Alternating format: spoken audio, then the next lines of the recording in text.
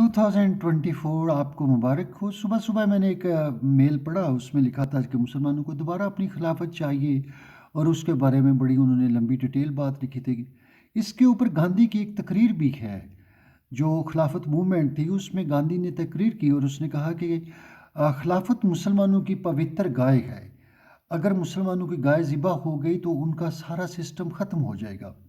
مگر مسلمانوں کا سسٹم بھی چلتا رہا، بادشاہ ابھرے اور خلافت کی بجائے بادشاہت، پہلے بھی بادشاہت تھی۔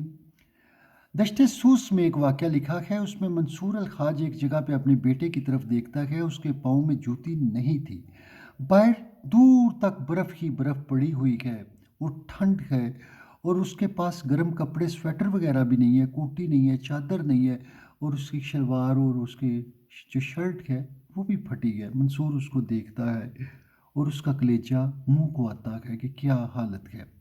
مگر اسی ملک میں جو خلیفہ وقت تھا، اس کے جو گھوڑے تھے، جو اس کی سواری تھی، اس کے لیے آپ کہہ لو کہ اتنا بڑے زیورات سے، ہیرے جواہرات، سونا چاندی، وہ دیور ڈیکوریٹڈ ود ریچز، ان کو سجاوٹ کی جاتی تھی خلیفہ کے گھوڑوں کی، اور خلیفہ ذل سبحانی ہوتا، جس کو چاہتا قتل کرتا، جس کو چاہتا زندہ چھوڑ دیتا۔ علماء اس کے ہاتھ میں ہوتے، حق میں ہوتے، علماء اس کی سپورٹ کرتے تھے۔ یہ تھی مسلمانوں کی خلافت، یہ نظام تھا۔ آپ بنو میہ، بنو باس کے خلفاء کو دیکھو، there was no humanity, there was no culture.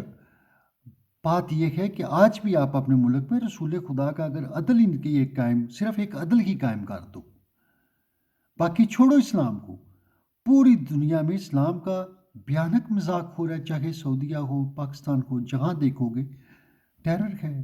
کیا ہے یہ اسلام؟ یہ ٹیررزم ہے۔ Thank you.